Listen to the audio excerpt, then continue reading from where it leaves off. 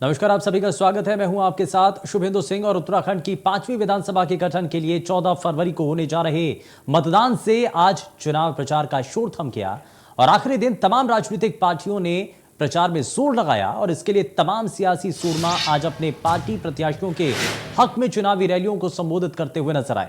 प्रदेश में विधानसभा चुनाव प्रचार के आखिरी दिन सियासी पार्टियों का पूरा जोर ज्यादा से ज्यादा मतदाताओं तक अपनी बात पहुंचाने पर रहा और इसके लिए सियासी दलों ने अपने स्टार प्रचारकों को मैदान में उतारा। बीजेपी की ओर से जहां प्रधानमंत्री नरेंद्र मोदी रुद्रपुर में जनसभा को संबोधित करते नजर आए, वहीं यूपी के मुख्यमंत्री योगी आदित्यनाथ कोटद्वार और टिहरी में जनसभाओं को संबोधित उन्होंने किया। इसके अलावा गृह मंत्री अमित शाह धनौल्टी, रायपुर और सहसपुर में पार्टी प्रत्याशियों के समर्थन में रैली की। वहीं रक्षा मंत्री राजनाथ सिंह ने यमकेश्वर, सल्ट और रामनगर में चुनावी सभाओं को भी इस दौरान संबोधित किया। वहीं इस दौरान पार्टी के जो प्रत्याशी हैं उनके हक में वोट की अपील की है। तो वहीं कांग्रेस की ओर से महासचिव प्रियंका गांधी के साथ राजस्थान के पूर्व डिप्टी सीएम सचिन पायलट मोर्चा संभालते हुए नजर आए। वहीं आम आदमी पार्टी के मनीष सिसोदिया भी मैदान में रहे। हिजाब विवाद के बाद उत्तराखंड के सीएम पुष्कर धामी का बड़ा बयान सामने आता है और उन्होंने कहा कि चुनाव जीते तो उत्तराखंड में समान नागरिकता संहिता कानून लाएंगे।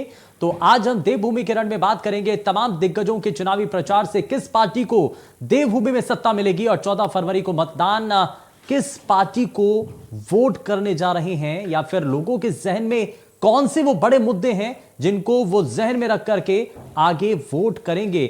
ये बहुत सारी चीजें हैं जो कि आगे हम चर्चा करने जा रहे हैं, लेकिन वर्तमान में आपको बताएं कि आज जो पूरा दिन रहा वो लगातार प्रचार के लिए रहा। इसमें अलग अलग राजनीतिक तौर पर अलग अलग पॉलिटिकल पार्टियों के जो बड़े नेता हैं वो जमीन पर उतरे और उन्होंने कैंपेनिंग करी। साथ ही साथ अपने पार्टी के प्रत्याशियों के लिए उन्होंने प्रचार किया और इस प्रचार के दौरान वोट की अपील की। चाहे भारतीय जनता पार्टी की स्ट्रैटेजी हो, उसमें अलग अलग नेताओं को कैंपेनिंग के लिए बुलाया गया। वहीं दूसरी तरफ प्रियंका गांधी कांग्रेस पार्टी के द्वारा उनको भी बुलाया गया। कांग्रेस महासचिव प्रियंका गांधी जब पहुंचती हैं उत्तराखंड में तो वहां पर उनका स्वागत किया जाता है और बाकायदा वो अपने पार्टी के प्रत्याशियों के लिए वोट की अपील करती हैं। वहीं साथ ही साथ आम आदमी पार्टी के जो बड़े नेता हैं वो भी इस दौरान कैंपेनिंग करते हुए नजर आते हैं। वो भी लोगों को अपनी बात बताते हुए और समझाते हुए नजर आते हैं। लेकिन इस बार का ये जो चुनाव है वो बेहद दिलचस्प नजर आ रहा है और इसलिए भी क्योंकि और इसीलिए हम जरा समझने की कोशिश करते हैं कि क्या मौजूदा वक्त में, क्योंकि चुनावी शोर जब थम चुका है लेकिन इसका असर किस राजनीतिक दल पर कितना पड़ने जा रहा है, जरा समझते हैं। भारतीय जनता पार्टी से प्रवक्ता कुंवर जपेंद्र हमारे साथ कार्यक्रम में जुड़ चुके हैं, बहुत स्वागत है सर आपका। और कांग्रेस पार्टी से प्रदेश प्रवक्ता लखपत बुटोला हमारे साथ कार्यक्रम में जुड़ चुके हैं, सर बहुत स्वागत है। और आम आदमी पार्टी से प्रदेश प्रवक्ता उमा सिसोदिया कार्यक्रम में जुड़ चुके हैं। उमा सिसोदिया जी बहुत स्वागत है आपका कार्यक्रम में। लेकिन शुरुआत कुंवर जपेंद्र जी आपसे ही कर रहा हूं। भारतीय जनता पार्टी की जो रणनीति के तहत प्रधानमंत्री को भी बुलाया गया, उत्तर प्रदेश के मुख्यमंत्री को भी उत्तराखंड में बुलाया गया, आपको लग रहा है कि कैंपेनिंग में आखिरी वक्त में आकर के लोगों से जो अपील की गई है, चाहे इसमें मध्य प्रदेश के मुख्यमंत्री हो शिवराज सिंह चौहान, वो भी आते हैं उत्तराखंड में, तो इन सभी स्टार प्रचारकों के जरिए लोगों के बीच में अट्रैक्शन बनाने के लिए जो कोशिशें हैं, आपको लगता है वो कामयाब रही हैं और आखिरी दिन के इस प्रचार में बहुत फायदा मिला है?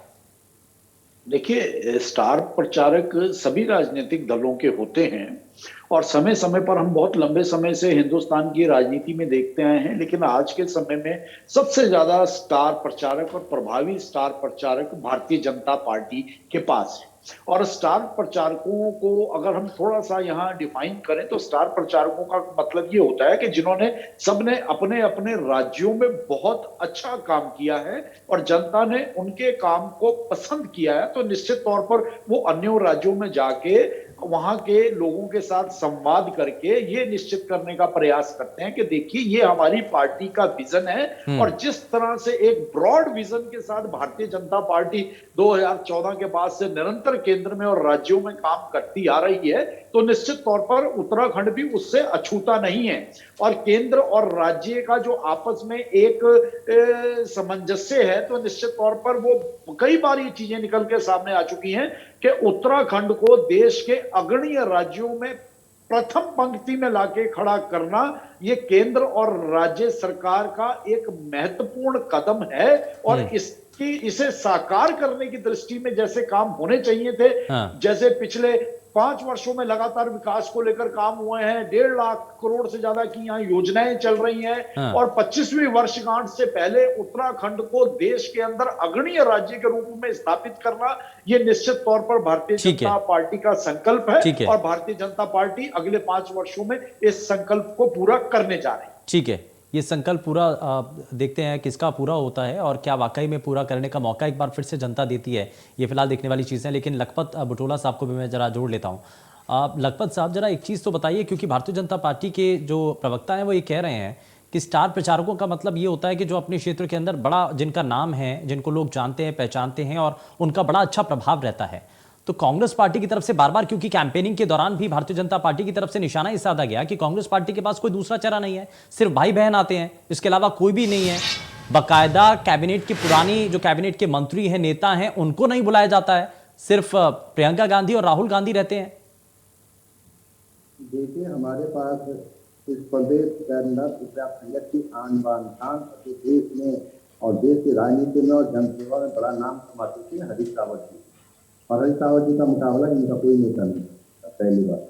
दूसरी बात, इन्होंने काम उत्तराखंड के स्वाभिमान और आगे उत्तराखंड को ले जाने के लिए काम करते 57 के बहुमत के साथ 5 साल जो प्रदेश को गर्त में ले जाने का आपने काम किया, इसी गर्त के साथ आप प्रदेश को पहले स्थान पे ले। ऐसा आप कह रहे हैं, जनता नहीं कह रही है, ऐसा मात्र आप कह रहे हैं। मैं आपको सुन रहा था, आपको एक चीज पूछना चाह रहा, आपके वही शिवराज सिंह चौहान की स्टार प्रचारक आए और कहा उत्तराखंड से तो भाजपा तो गई, तो ये एक विधानसभा की बात करी उन्होंने, एक विधानसभा में उन्होंने कहा कि हो सकता है यहाँ कांग्रेस का प्रत्याशी टक्कर देने में कामयाब हो जाए। आपको समझ नहीं लगा। अब जब आपके स्टार प्रचारक कह रहे हैं कि भाजपा तो गई, तो मैं एक सीट चलिए, ठीक है भाई 11 विधायक तो आपके पहले भी थे। ठीक है सर, 11 से शून्य होना चाहते हैं क्या? 11 तो आपके पहले भी थे, 11 के नहीं, वो तो सत्ता में आना चाह रहे हैं सर, वो तो ना। सत्ता में आना चाह रहे हैं, लेकिन सत्ता में किसको जनता आने देना चाहती है, ये जरा देख लेते हैं। उमा सिसोदिया जी को भी जरा जोड़ लेता हूं मैं। इससे पहले की जो परिपाटी रही है ना उमा जी, बीजेपी कांग्रेस, कांग्रेस बीजेपी, यही चलता रहा था। लेकिन इस बार आम आदमी पार्टी कह रही है कि हम इस परिपाटी को तोड़ने जा रहे हैं, लेकिन कैसे? मैं वापस लौटता हूं सर, लखपत बुटोला साहब, मैं जरा वापस लौटता हूं। उमा जी, जल्दी से जवाब। देखिए, पिछले 20 साल से उत्तराखंड की जो राजनीतिक स्थिति रही है, उसमें 5 साल कांग्रेस, 5 साल बीजेपी, फिर कांग्रेस, फिर बीजेपी। जनता दोनों ही पार्टियों से त्रस्त है।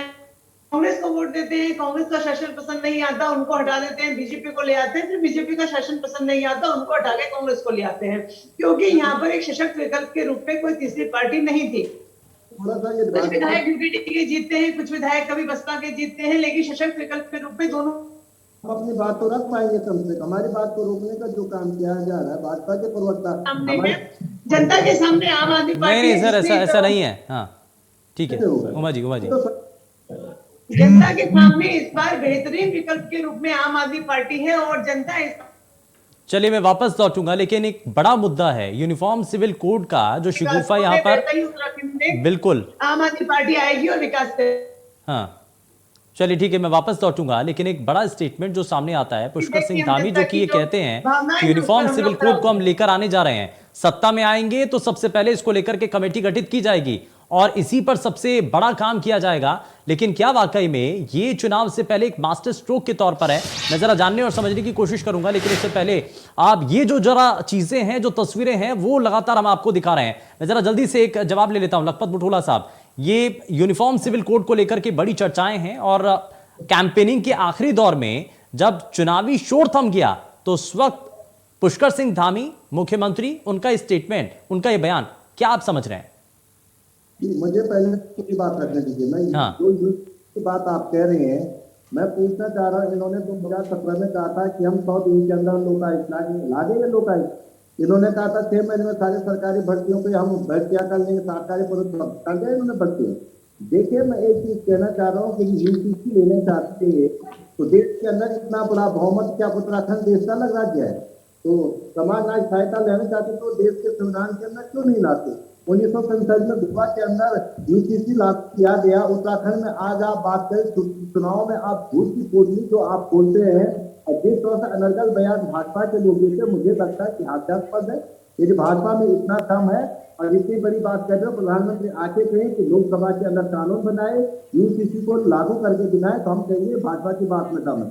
लेकिन झूठ, अफवाह और जिस तरह से धार्मिक उन्माद के साथ और इस बौखलाहट में दिया गया ये बयान जो भाजपा के लिए, इससे आपको भी लग रहा होगा कि भाजपा इस समय चलिए ठीक है मैं जरा मैं जिस मैं बयान को लेकर के आपसे मैं सवाल भी करना चाह रहा था ना, जरा वो बयान सबसे पहले अपने सभी दर्शकों को दिखाते हैं कि आखिर पुष्कर सिंह धामी ने ये मास्टर स्ट्रोक कैसे खेला है, क्या बयान दिया है, जरा वो दिखाते हैं।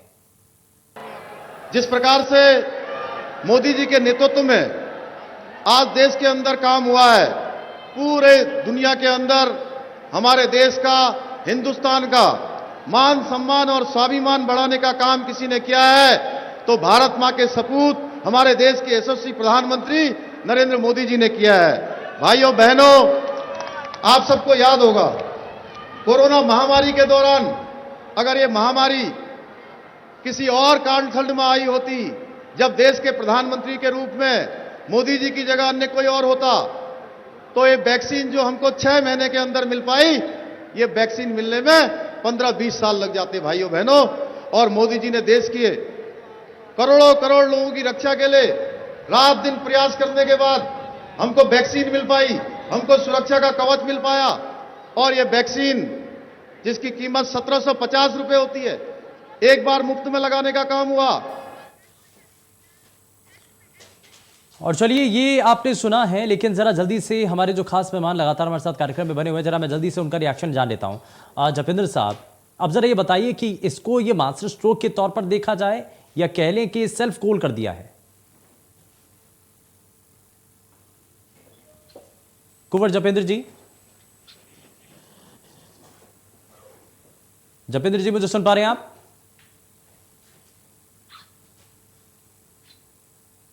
चलिए लगता है शायद टेक्निकल इशू आ रहा है। मैं जरा उमा सिसोदिया जी को जरा इसमें जोड़ लेता हूं। लखपत जी आता हूं वापस।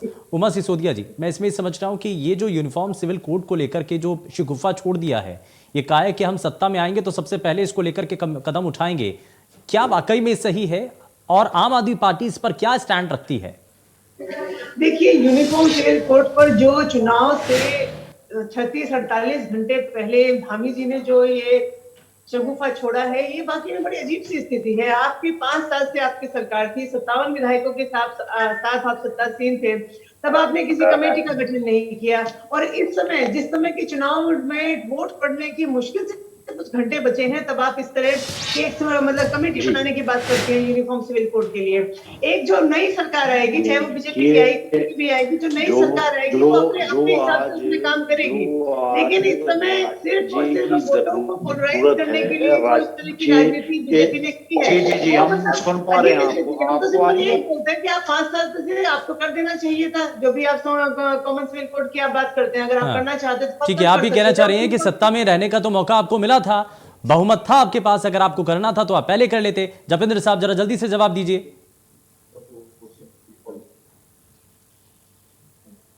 कुंवर जपेंद्र जी, सुन पा रहे हैं सर आप? चलिए लग रहा है शायद आप आवाज नहीं पहुंच रही है। लखपत जी को जरा जोड़ रहा हूं। लखपत जी, अब बताइए सर कि ये जो यूनिफॉर्म सिविल कोड को लेकर के ये कहा जा रहा है, और उमा जी ये कह रही हैं कि आपको अगर ये करना ही था तो आपके पास मौका था, ये कार्यकाल था, आपके पास बहुमत था, अगर आपकी इच्छा शक्ति थी तो आप इस कार्यकाल में भी कर सकते थे। देखिए, आप एक चीज को समझ लीजिए कि इस नोटिस की जरूरत है। केंद्र पर्सनल लॉ जो 1962 में बना, उसके अंदर आर्टिकल 44 के अंदर जो एक्टार दे दिए, इस एक्टार की खाली भी मैं कह सकता हूँ कि भाजपा के केंद्र में जो बात लगातार सरकार है, वो देश में क्यों लागू नहीं करना चाहते, देश के अंदर क्यों लागू नहीं करना चाहते? उत्तराखंड क्या देश का अलग हिस्सा है? अभी हमारे बीजेपी के प्रवक्ता विनय गोयल साहब दूसरे के दल से कह रहे थे कि बाहरी ताकतें हमें परेशान करें, इसलिए हम ले रहे। मैं ये पूछता हूँ कि हिंदुस्तान में यदि ये जब आपने यही यूनिवर्सिटी लागू करनी है, तो आप ये बताएं कि पूरे देश में क्यों लागू नहीं करना चाहते? लोकसभा में क्यों पास नहीं कर? ये सवाल पूछा जाएगा ना। आपको 57 का बहुमत दिया, आपने पिछली बार का जो अपना भीष्म पत्र लिया, उसमें एक दिन पहले के 4 बिल लागू नहीं किए। इस पर देश की जनता क्यों लागू करे, क्यों आप पे भरोसा करे?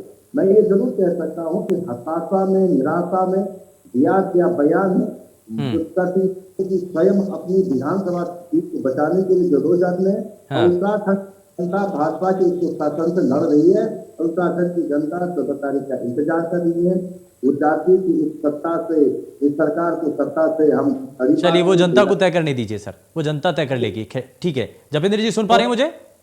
जी जी जी, आ रही है आपकी आवाज। सर अब ये सवाल उठ रहा है कि ये आखिर में आते आते आपने जो शिवगुफा छोड़ दिया है, ये क्या वाकई में मास्टर स्ट्रोक है या सेल्फ गोल है? कहा तो ये भी जा रहा है, आम आदमी पार्टी की प्रवक्ता ये कह रहे हैं कि आपके पास मौका तो इस बार भी था, अगर आप चाहते तो आप इस बार कर देते, बहुमत आपके पास था। प्रदेश हित में, देश हित में जो निर्णय जब लिए जाने होते हैं उन्हें तभी लिया जाता है, और हमेशा निर्णय लेने से पहले ये देखा जाता है कि इस निर्णय की आवश्यकता अब कितनी है। तो निश्चित तौर पर उत्तराखंड के हित को देखते हुए, उत्तराखंड के सुखद भविष्य को देखते हुए, लॉ एंड ऑर्डर की स्थिति को देखते हुए, या सुरक्षा की दृष्टि से हमारा एक सीमांत राज्य है, तो निश्चित तौर पर यह निर्णय अभी लिया जाना निहायत जरूरी था। और सही समय पर सही निर्णय लिया जाता है तभी वो स्वीकार्य भी होता है और उसका कहीं ना कहीं इम्पैक्ट भी नजर आता है। नहीं तो ये आखिर में आकर के जब चुनावों की चर्चाएं चल रही हैं तभी आकर के विचार आता है, और अचानक से ये आप कह रहे हैं कि जरूरत देश के अंदर, हाँ। देश के अंदर अन्य दलों की तरफ से, चाहे वो आम आदमी पार्टी का राजनीति करने का तरीका हो या कांग्रेस का तुच्छीकरण की या तुष्टीकरण की राजनीति को हम सब ने देखा है, बहुत लंबे समय से देखा है। तो निश्चित तौर पर यह निर्णय अभी लिया जाना उचित था, और ये विपक्ष के सभी दलों के द्वारा जिस तरह से फिलर्स आ रहे थे, तो निश्चित तौर पर वो फिलर्स ना तो उत्तराखंड के लिए आने वाले समय में बेहतर होते, ना देश के लिए बेहतर होते। और भारतीय जनता पार्टी सुरक्षा की दृष्टि से, राष्ट्रीय सुरक्षा की दृष्टि से, एक नेशनलिज्म की दृष्टि से जिस तरह से काम कर रही है और देश को प्रगति के पथ पर आगे ले जाने का काम कर रही है, तो निश्चित तौर पर कुछ ताकतों को भारतीय जनता नहीं सर, पार्टी सवाल तो यहाँ पर ये उठ रहे हैं ना कि इससे रोजगार, देश के आम मानस अभी मौजूदा वक्त में तो सवाल रोजगार के संकट को लेकर के बन रहा है ना। आम आदमी पार्टी जो सवाल उठा रही है वो एजुकेशन सिस्टम को लेकर के उठा रही है ना, उससे एजुकेशन सिस्टम क्या मजबूत हो पाएगा। हाँ, ओनली सिंगल वन पार्टी राष्ट्र को मद्देनजर रख के काम करती है। राष्ट्र प्रथम, संगठन तृतीय, व्यक्ति तृतीय। और अन्य राजनीतिक दलों में आप देखिए व्यक्ति प्रथम, उसके बाद संगठन द्वितीय। अच्छा ठीक है सर, ठीक है। उमा जी को जरा जोड़ रहा हूं मैं इसमें, दूसरे के उलट है। ठीक है, उमा सिसोदिया जी, लखपत जी आता हूं उसके बाद। राष्ट्र प्रथम, संगठन तृतीय और व्यक्ति तृतीय नंबर पर, थर्ड पोजीशन पे व्यक्ति, सेकंड पे संगठन और फर्स्ट नंबर पे केवल और केवल राष्ट्र के मुद्दे, राष्ट्र का विकास, ये भारतीय जनता पार्टी का एजेंडा है। वंदे मातरम को न मानने वाले, राष्ट्रवाद के करते आप लोग, बलात्कार में राष्ट्रवाद ढूंढते हैं, आप चोरी में राष्ट्रवाद ढूंढने वाले, आप लूट खसोट। बुटोला जी, अगर आपके कांग्रेस के इतिहास को लेकर यहाँ चर्चा करने बैठ गए तो आपकी बोलती बंद हो जाएगी। कांग्रेस ने आजादी के बाद से किस तरह से क्या कहां कांग्रेस के राज्यों में, कांग्रेस के राज में, कांग्रेस शासित प्रदेशों में किस तरह की घटनाएं हुई है, अगर इन सब पे हम चर्चा करने बैठ गए तो आपके मुंह से अल्फाज निकलने बंद हो जाएंगे, आप एक शब्द नहीं बोल पाएंगे। भ्रष्टाचार के आखंड तक डूबे हुए राष्ट्रवाद, भ्रष्टाचार देश को अगर दिया है तो कांग्रेस ने दिया है। भारतीय जनता पार्टी निरंतर 2014 के बाद से केंद्र में और राज्यों में भ्रष्टाचार के खिलाफ एक मोर्चा संभाल के बैठी हुई है, और कामयाबी के साथ आपके भ्रष्टाचार से लड़के उस भ्रष्टाचार को खत्म करने में लगी हुई है। मैं जरा उमा सिसोदिया जी को जरा जोड़ लेता हूँ। ठीक है सर, ठीक है, उमा जी को जरा जोड़ रहा हूं मैं। उमा जी, अब आप तो ये भारतीय जनता पार्टी के प्रवक्ता ये कह रहे हैं कि आज की जरूरत ना यूनिफॉर्म सिविल कोड की है, लेकिन आप कह रहे हैं कि बेसिक एजुकेशन सिस्टम को आपको सुधारने की जरूरत है, आपको हेल्थ सिस्टम को मजबूत करने की जरूरत है। आज भी बहुत सारे ऐसे गांव हैं जो कि उनके यहाँ नजदीकी जो है स्वास्थ्य केंद्र नहीं होता है। मेरे बीजेपी के प्रवक्ता मेरे बड़े भाई बहुत जोर देकर कह रहे थे कि हमने भ्रष्टाचार पर दबाव डाला, हमने भ्रष्टाचार नहीं होने दिया। मैं आप ही से पूछना चाहती हूँ, हरक सिंह रावत जी लगातार आपके 5 साल, अभी मुश्किल से 2 महीने पहले वो निकले आपकी पार्टी से, आप लगातार 5 साल वो कर्मकार बोर्ड पर घोटाले करते रहे, लेकिन आप उन पर घोटाले को छुपाने के सिवाय बीजेपी कुछ नहीं कर पाई। जब उन्होंने अपने बेटे बहू अपने लिए जब 4-5 टिकट उन्होंने मांगे, उस समय फिर बीजेपी प्रेशर में आई और उस समय उन्होंने जो भी एक्शन लिया, लेकिन भ्रष्टाचार के ऊपर आप लोगों ने हरक सिंह रावत पर कोई एक्शन नहीं लिया। मैं पूरी तरह से मीडिया के सामने ये बात चैलेंज के साथ बोलती हूँ कि हरक सिंह रावत जी को आप लास्ट तक मैनेज करने की कोशिश करते रहे और उनके भ्रष्टाचार को पूरी बीजेपी मिलकर छुपाने का प्रयास करती रही। और ऐसे में अगर आप भ्रष्टाचार के विरुद्ध बात करते हैं तो वो बातें बीजेपी के प्रवक्ता के मुंह से शोभा नहीं देती हैं। आप भ्रष्टाचार की बात मत कीजिए, आप सिंपल ये बोलिए कि हमने तो सबको खाने दिया। भारतीय जनता पार्टी ने उन्हें बर्खास्त करा। धामी जी खुद बोलते हैं कि मैंने रावत जी को चोरी नहीं बर्खास्त करा। रोकी। धामी जी जनता पार्टी ने हरक सिंह रावत जी के अगेंस्ट एक्शन लिया। भारतीय जनता पार्टी ने उन्हें बर्खास्त जब करा। धामी जी किसी की चोरी नहीं रोकते तो कम से कम प्रवक्ता जो है वो भ्रष्टाचार के ऊपर बातें ना करे और देश दुनिया जहान की बातें। भारतीय जनता पार्टी ने हरक सिंह रावत जी को बर्खास्त करा। भारतीय जनता पार्टी ने हरक सिंह रावत जी को भ्रष्टाचार के ऊपर अगर आपने कार्रवाई करना करी, था, जेल के पीछे डालना था, जेल के पीछे डालना था। कर्मकांड बोर्ड में और संविधान बोर्ड में जितने घोटाले होते रहे वो व्यक्ति अपराधी है, आप लोगों को उसको जेल के अंदर डालना था, सलाखों के अंदर डालना था, लेकिन आप लोगों ने कुछ नहीं किया और उनको बाहर निकालने के लिए देश के नहीं, अगर आम आदमी पार्टी की सरकार बन जाएगी उमा जी, आप एक्शन लेंगे क्या उन लोगों के ऊपर? उन लोगों के ऊपर एक्शन लिया जाएगा क्या? बिल्कुल आप कहिए खुले तौर पर। 100% लिया जाएगा, 100% लिया जाएगा। जितने भ्रष्टाचारी उतना नेता हमारे उत्तराखंड में बैठे हुए हैं जिनके भ्रष्टाचार के आरोप उनके लगातार उनके जो मंत्रालय उमा जी, ऐसी दिल्ली में भी एक लिस्ट अरविंद केजरीवाल साहब ने ली थी, 21 उसमें नाम थे जिसमें कांग्रेस पार्टी के कई नेताओं के नाम शामिल थे, अलग अलग राजनीतिक दलों के नाम उसमें नेताओं के नाम उसमें शामिल थे। वो उस लिस्ट के बारे में अभी कोई चर्चा नहीं है। राजनीतिक रूप से अगर हम शुचिता की बात करते हैं तो इस तरह के भ्रष्टाचारी लोगों को कड़ी से कड़ी सजा मिलनी मतलब हमें देनी पड़ेगी, तभी जनता जो है उन नेताओं पर भरोसा करना सीख पाएगी। लेकिन बाद में सत्ता में आने के बाद भूल जाते हैं ना लोग। उनको लगता है कि नेता कमाएंगे और अपने अपने नेता जीतेगा और उसके बाद ठीक है, लखपत बुटोला साहब को जरा जोड़ रहा हूँ। लखपत साहब, जिस शख्सियत के ऊपर बात चल रही है ना सर, उनको तो आपने अपनी पार्टी में ज्वाइन कराया है बड़े सम्मानित तौर पर। देखिए, मैं पूछना चाह रहा हूँ कि आरटीसी क्या घोटाला किसने किया है? देश के अंदर सबसे बड़ा घोटाला हुआ किसके साथ नहीं किया है? मैं पूछना चाह रहा हूँ कि इनके सरकार के अंदर जो सूत्रों से अनेक घोटाला हुआ किसने किया? मास्क घोटाला किसने किया? सैनिटाइज घोटाला किसने किया? ये तो पूछा। चलिए ठीक है, ये सारी चीजें, लेकिन जनता को तय करना है। जनता को तय करना है कि आखिर वो किस राजनीतिक दल की तरफ जाना चाहते हैं। बहुत शुक्रिया तीनों ही खास मेहमानों का कार्यक्रम में जुड़ने के लिए। पेशकश में फिलहाल के लिए बस इतना ही, लेकिन जाने से पहले जरा वो बयान एक बार फिर से आपको दिखाते हैं जो कि पुष्कर सिंह धामी के द्वारा कहा गया। और ये कहा गया कि सत्ता में आएंगे तो शपथ ग्रहण के तुरंत बाद एक कमेटी तैयार की जाएगी यूनिफॉर्म सिविल कोड को लेकर के। क्या कहा, जरा देखिए। सरकार अपने शपथ ग्रहण के तुरंत बाद न्यायविदों, सेवानिवृत्त जनों, समाज के प्रबुद्ध जनों और अन्य स्टेक होल्डरों की एक कमेटी गठित करेगी जो कि उत्तराखंड राज्य के लिए यूनिफॉर्म सिविल कोड का ड्राफ्ट तैयार करेगी।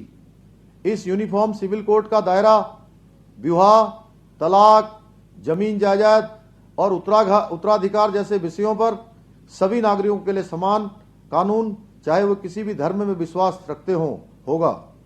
ये यूनिफॉर्म सिविल कोड संविधान निर्माताओं के सपनों को पूरा करने की दिशा में एक अहम कदम होगा और संविधान की भावनाओं को मूर्त रूप देगा।